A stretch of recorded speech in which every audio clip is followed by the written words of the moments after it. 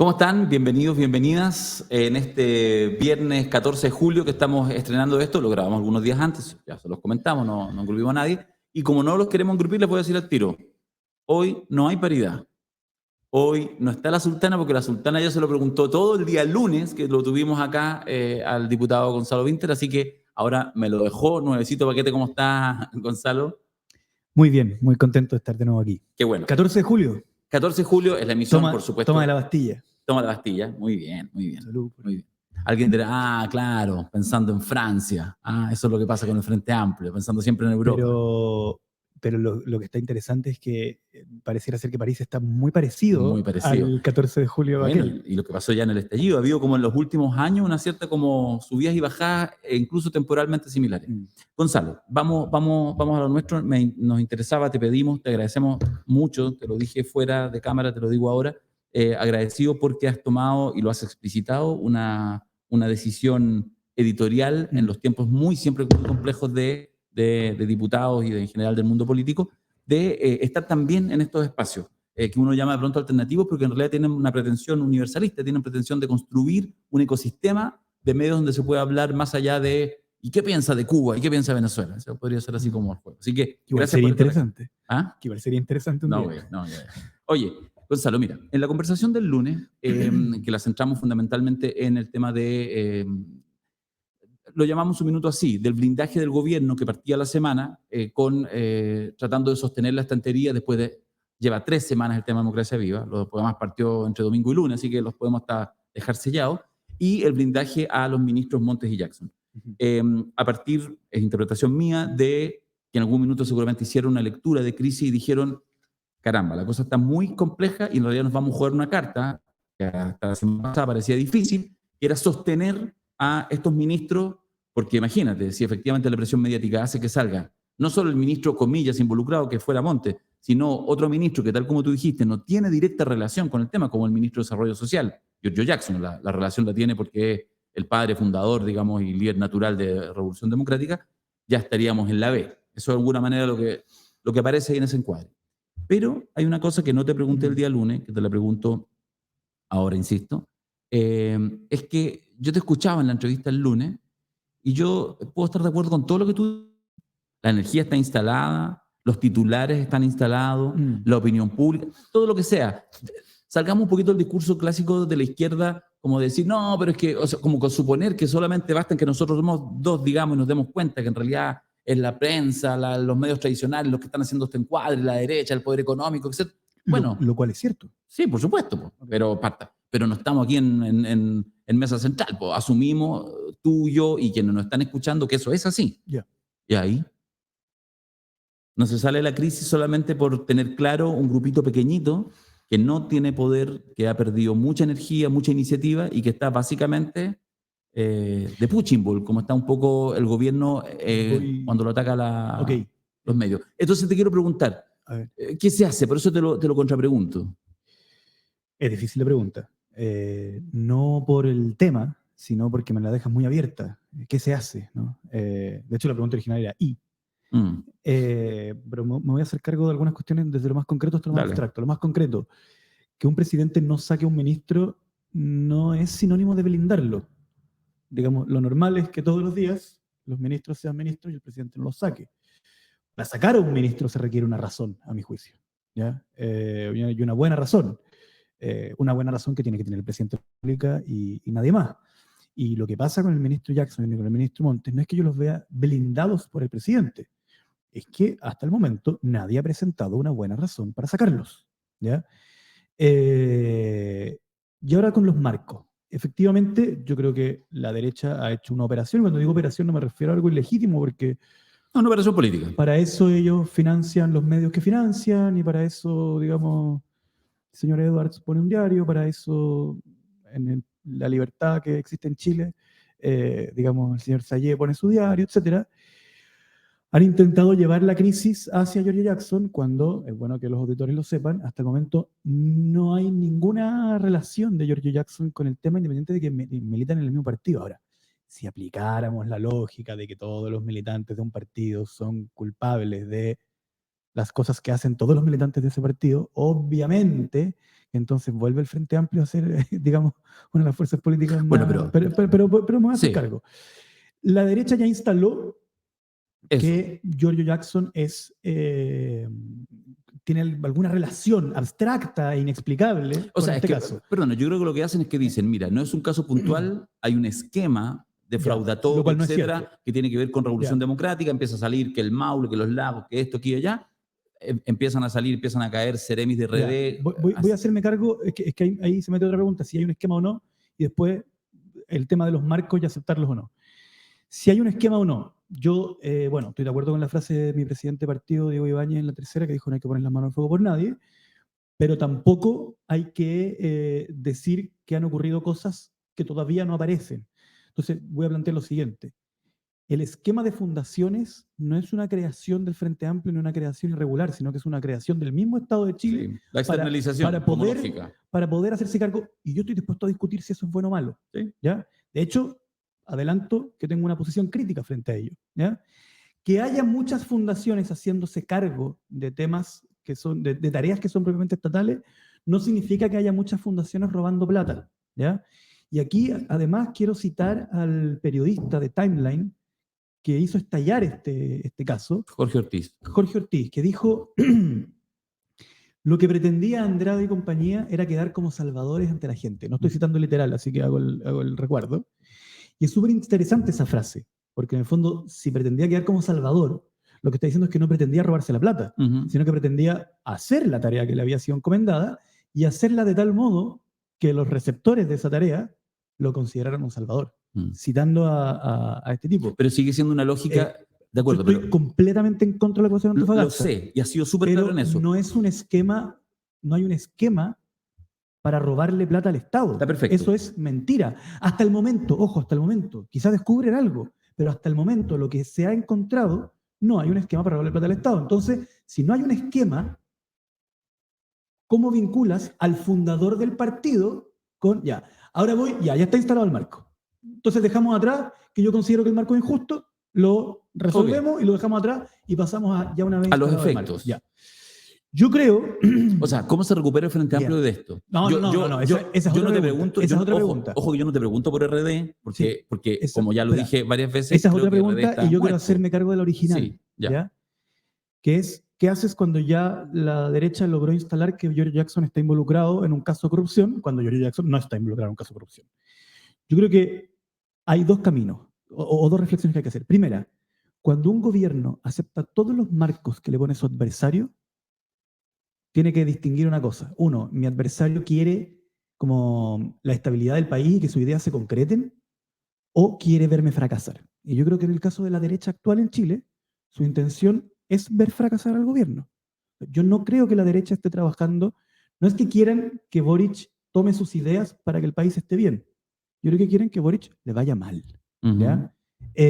Por lo tanto, es muy peligroso aceptar los marcos del adversario, porque finalmente tienes dos caminos. O te indistingues de tu adversario y gobiernas solamente haciendo lo que ellos harían en tu lugar, lo cual horada y dinamita tu propia base de apoyo, y desaparece tu base de apoyo, y de hecho puedes subir en las encuestas, porque más gente va a decir, sí, lo están haciendo bien, pero tu base de apoyo desaparece, porque digamos, lo que congrega a una base de apoyo es la diferencia con el adversario, ¿ya?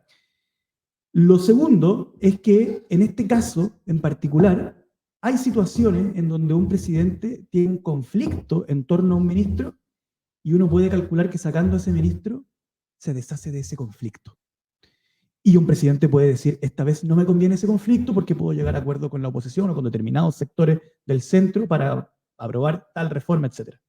Yo creo que este no es el caso, ¿ya? No es el caso porque no hay con quién conversar en la derecha, en primer lugar. La derecha está muy dividida. Voy a poner un ejemplo radical, espero que se entienda. ¿Qué pasaría si la derecha dice, ¿sabe qué? O sea, si el gobierno dice, ¿sabe qué? Tengo tal intención de aceptar sus marcos y de pacificarme con ustedes que pongo a Piñera en desarrollo social, que es su candidato presidencial 3 veces.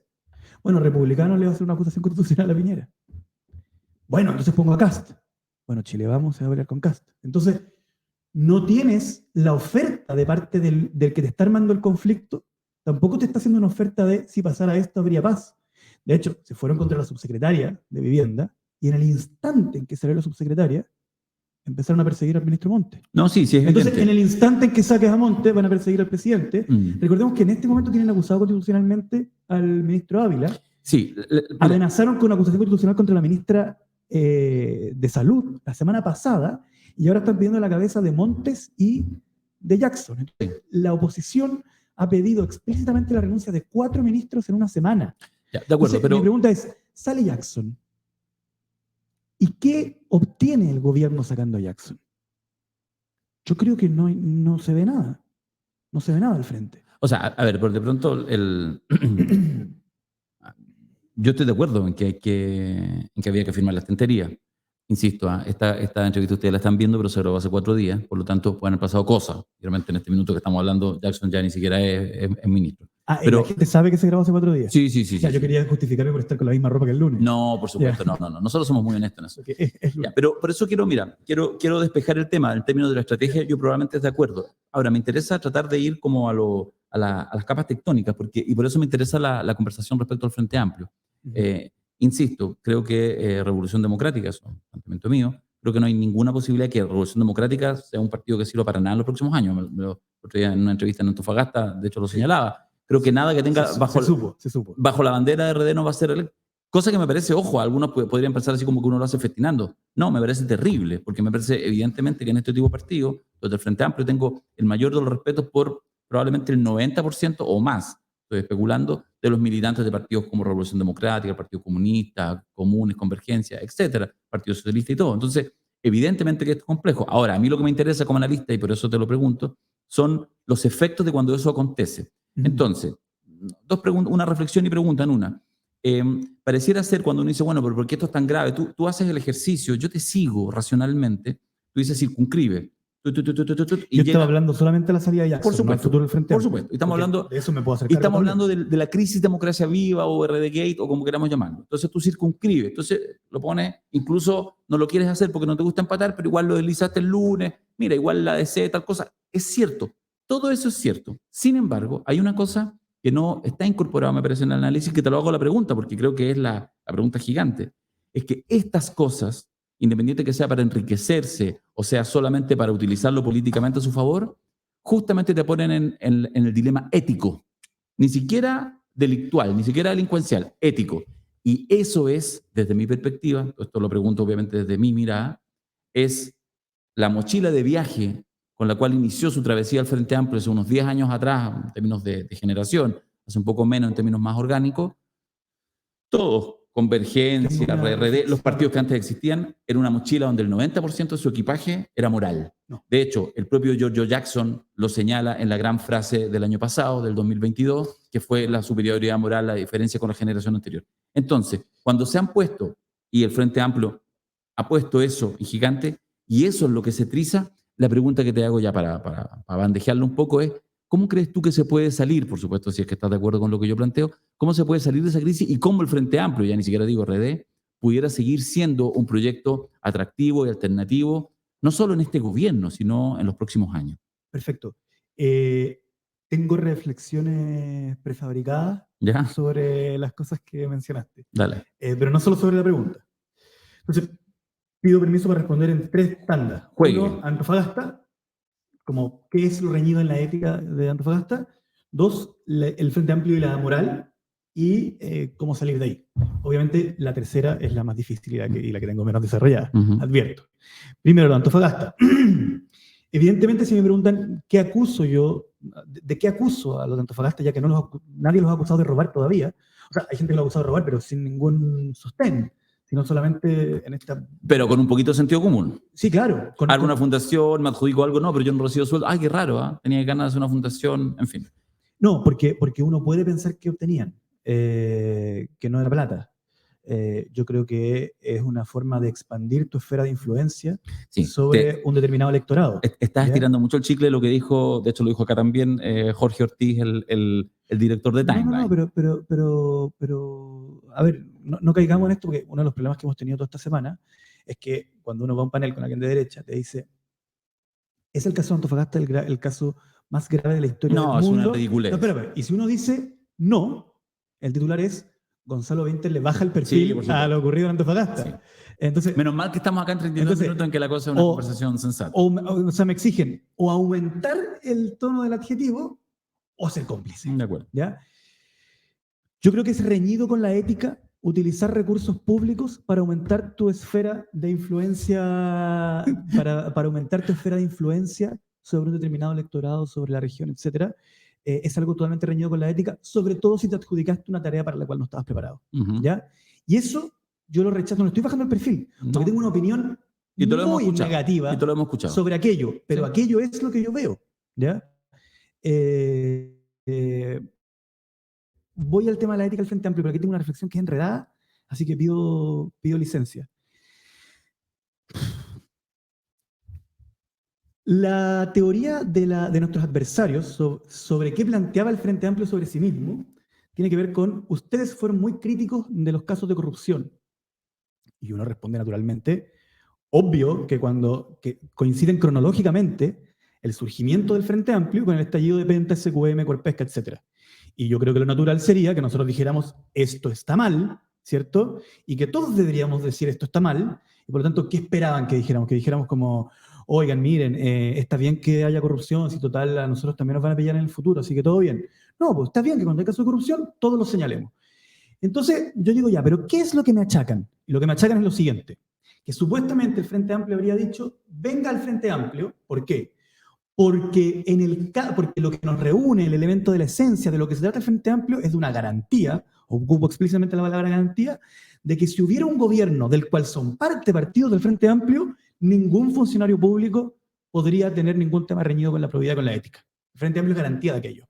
Como esa idea es francamente estúpida y nadie puede creer que ningún partido puede sostenerse sobre aquello, porque además es súper despolitizada, además de ser imposible garantizar eso, es una idea súper despolitizada, yo tengo que decir, ok, más allá de pelearme de por qué me achacan una idea tan estúpida, tengo que preguntarme, ¿por qué creen eso de mí? ¿Por qué me acusan de haber planteado aquello? Y yo digo, claro, Penta y SQM no solamente fueron contemporáneos al surgimiento del Frente Amplio, que es así, sino que también los tomamos en parte como bandera. Y aquí viene la explicación compleja. Nosotros no tomamos como bandera Penta y SQM en el sentido que nuestros adversarios nos lo achacan, que es, garantizamos que nunca va a haber boleta ideológicamente falsa o algo reñido con la ética, bla, bla, bla, el tema de la garantía. ¿Ya? El punto para nosotros con Penta y SQM no es la boleta mal emitida, no es la evasión tributaria. Obviamente que queremos que eso se juzgue en los tribunales, que haya juicio, etcétera, que se cumpla el Código Penal, digamos. Nuestro problema era otro, y aquí voy. Y nuestro problema está en la defensa que hace la propia derecha de sí misma en estos casos. ¿Qué dice la derecha? Parafraseando en general y en abstracto, no citando a alguien en concreto. Dice, yo no legislé para SQM porque me hubiesen sobornado. Legislé para SQM porque soy neoliberal y tengo la teoría de que darle el mar a 7 familias. De que hay que darle el mar a las 7 familias y aquí viene la parte teórica, lo que es mejor para el gran empresariado es lo mejor para el pueblo. Los intereses de los ricos son coincidentes con los intereses de los pobres. No legislé pro bancos porque Penta financiaba nuestras campañas, sino que Penta financiaba nuestras campañas y además yo soy pro bancos. ¿Ya? Es el tema que nosotros agarramos como bandera, donde nosotros decimos, ¿sabe qué? Yo quiero hacerme la siguiente pregunta. Cuando surge el Frente Amplio, lo quiero explicar. ¿Cómo sería la legislación bancaria en Chile si los políticos no estuvieran financiados por un banco? Para recordar a la gente, Penta es un banco. ¿Cómo sería la legislación pesquera en Chile si los políticos no estuvieran financiados por la pesca? ¿Cómo serían los programas de gobierno de la concertación si no hubiera importantes personeros de la concertación en directorios de AFP? Y eso no es una crítica moral, no quiero decir que sean pecadores, sino que nosotros teníamos una teoría que era la siguiente. Los intereses del gran empresariado, de las AFP, de las pesqueras, de las mineras, no son coincidentes y muchas veces son contradictorios con los intereses de las mayorías. Y creíamos que esa idea merecía ser representada. En ese sentido, que es un sentido muy político, nosotros tomamos Penta, SQM y Corpesca como bandera, en el sentido de no voy a legislar en representación del interés del que me paga, porque quiero representar al endeudado del CAE y no al banco que ganó con el CAE. Quiero representar los intereses del pequeño pescador artesanal, etc. Y yo creo que eso, de alguna forma, lo hicimos. Y de hecho, nuestra actual buena relación con la concertación no tiene tanto que ver con que nosotros hayamos bajado el tono. También tiene que ver con que los programas hoy día del socialismo democrático se parecen más a los programas originales del Frente Amplio que a los últimos de la concertación, ¿ya? A nivel programático. Entonces, hubo también un relativo acuerdo, y hoy día, cuando tú le preguntas a las personas del socialismo democrático, ¿crees que sería positivo tener ministros que vengan saliendo del directorio de una minera o de una FP? Y te dicen que no, po. Y justamente ahí se funda la crítica.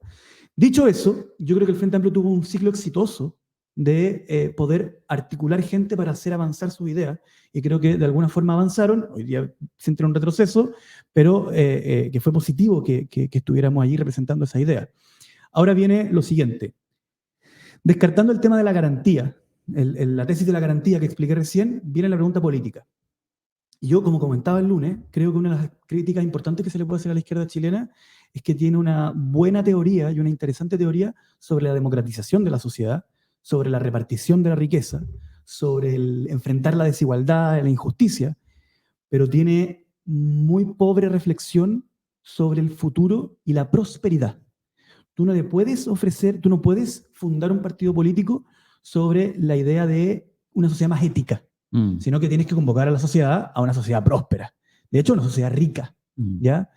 Y ahí el Frente Amplio, para sobrevivir, tiene que, digamos, ponerse de acuerdo en un proyecto de futuro al cual convocar a la sociedad, que incluya no solamente el cómo vamos a repartir, cuántas horas vamos a trabajar, cómo vamos a repartir la torta, sino también cómo vamos a ser ricos. Y ahí viene la discusión sobre el hidrógeno verde, sobre el litio, sobre el cobre, y sobre qué ciudades vamos a construir en torno a la extracción, o sea, a la industria de la energía renovable.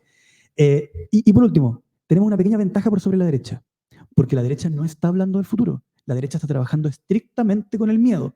La propuesta hoy día de la derecha en vivienda es: te van a quitar la casa. La propuesta de la derecha en pesca es: Boric va a cerrar todas las pesqueras y todos vamos a estar cesantes para siempre. La propuesta de la derecha digamos, en delincuencia es: estamos en una crisis brutal y nos van a matar a todos. Como la derecha solo agita el miedo, y es obvio porque agita el miedo, porque cuando hay miedo, la gente no quiere reflexionar con esperanza sobre cómo hacer un país mejor, y ellos no quieren cambiar el país porque les gusta, por la posición que ocupan en ese país. Tenemos una cierta ventaja entonces porque la derecha no está trabajando con el futuro, y yo creo que ahí es la disputa que viene. Tú tienes que irte, y yo te lo estoy diciendo a ti, porque tu equipo que te acompaña es más responsable. Tengo que ir en el cuidado de los tiempos. A la Cámara de Diputados. Tiene que ir a la Cámara de Diputados. Así que te voy a hacer una última pregunta nomás de un minutito. Bien on-off. ¿Tú crees que efectivamente, yo asumo que tú entiendes que esta es la crisis más importante que ha sufrido el Frente Amplio desde que está en el gobierno? Sí. Ya. ¿Tú crees que efectivamente es cosa de un par de semanas llegará otro tema y este pasará y entrará en otro? No. Creo que es complicada la pregunta, porque creo que el gobierno va a sobrevivir, creo que el Frente Amplio va a sobrevivir, pero que las marcas de esta crisis van a quedar, po. Como todo proceso, sí. Te cambia, te modifica. ¿Tú ves a muchos actores políticos en la derecha que fantasean con la posibilidad de una destitución o que no termine el mandato del presidente Gabriel Boric? No, y sí, veo algunos, pero los veo más interesados en que el presidente Boric no cumpla su programa. Más que no cumpla su mandato. Sí, para ellos es muy importante que no cumpla su programa por los intereses que representan.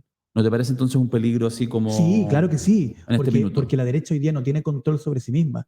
No hay eso es un tema súper importante. Eso es un tema. No hay un Longueira, Jaime Guzmán que digan hasta aquí llega este asunto, etc. Nadie en la derecha tiene control ni un liderazgo fuerte sobre la derecha, por lo tanto, uno se puede intentar por acá y uno se puede intentar por allá. Digamos que hasta acá estaban enredados algunos días atrás con sus consejeros republicanos. Pero yo creo que lo que más los congrega es que el presidente no cumpla su programa. Muchas gracias, Gonzalo. Te pasaste por estar acá. De alguna manera, en realidad, esta es la tercera vez, porque en realidad estuviste en 2 entrevistas y esta es la tercera. Así que, ropa. Muy bien. Dígale, ¿sabes que algunos ahí del Frente Amplio, personeros de gobierno, incluso diputados, como que nos ariscan la nariz de repente cuando los invitamos? Y nosotros dijimos que lo íbamos a empezar a funar públicamente y no lo hemos hecho porque somos buenas personas, pero eso nos va a quitar pronto. Yo vengo porque, como todo el mundo sabe, tengo una exposición imprudente al riesgo. Un abrazo, Gonzalo, que estés muy bien. Gracias a ustedes, nos vemos el lunes. Chao.